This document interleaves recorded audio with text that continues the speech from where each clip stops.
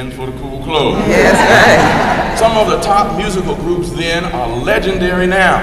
The Temptations, Smokey Robinson and the Miracles, Earth, Wind and Fire, and even the Beatles. How you like that?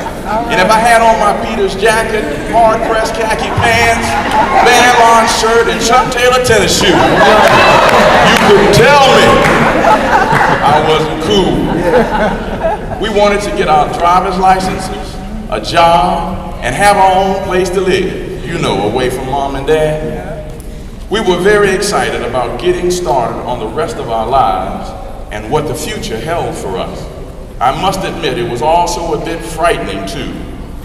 Our parents, teachers, and guidance counselors and church families made us aware of the fact that nothing in this life worth having was guaranteed or came easy.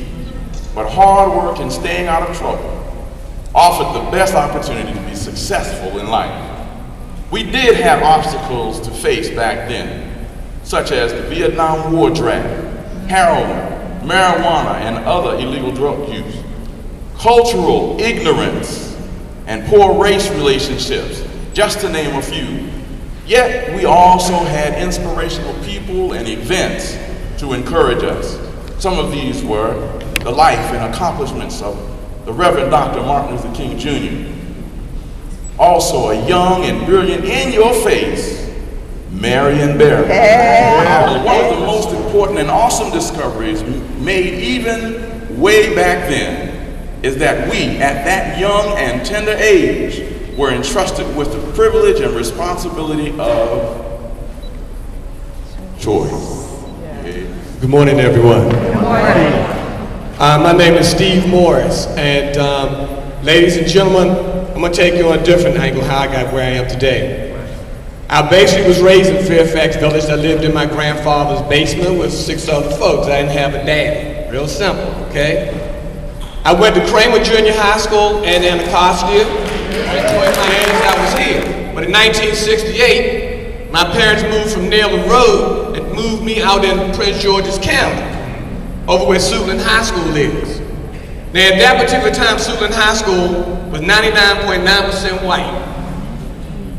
And here I am, don't know anything. When I went to Suitland, I went to the counselor's office. And I asked this counselor who was Caucasian, I said, look, I want to go to school, I want to go to college, you know. You know what he told me? He said, Mr. Morris, they call everybody first name, Mr. Morris, I don't think little black boys need to go to school.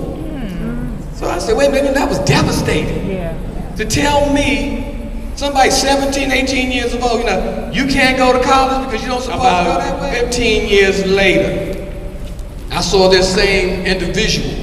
Because I've been in the education system for 35 years. All 35 years in Prince George's County. Remember that? He said, oh yes, I remember that. I said, do you remember what you told me? He said, well, I think I did. I'm sure it was good what you told me. I said, I want to thank you. And he was just smiling and grinning. And I guess somebody said, why would you want to thank somebody like that? And you know what? I truly did. I wanted to thank him because he told me what I could not be and gave me enough motivation and encouragement to prove to him, not to him, but to myself that I could do it. So I told him straight up front, I said, guess what you told me? You told me. They had to get off my mind. I said, you told me that the little black boys didn't need to go to school and we'll never become anything in life. Wow.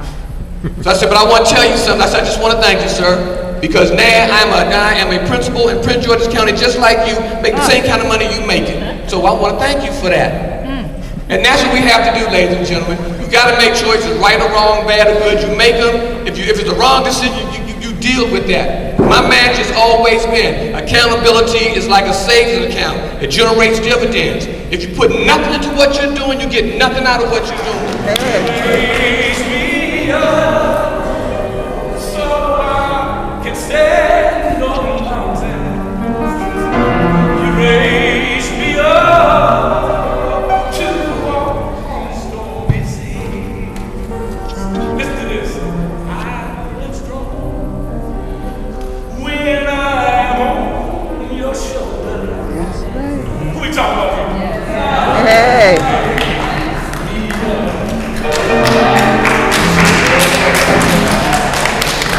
All right.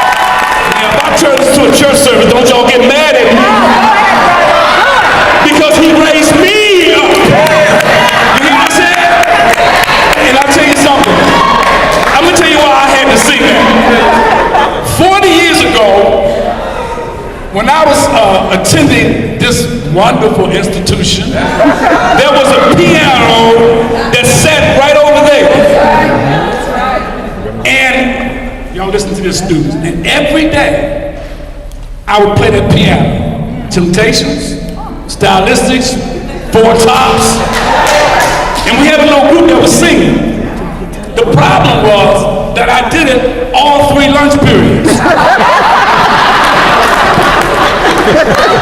And I want you to know that my grades reflected the fact that I was here.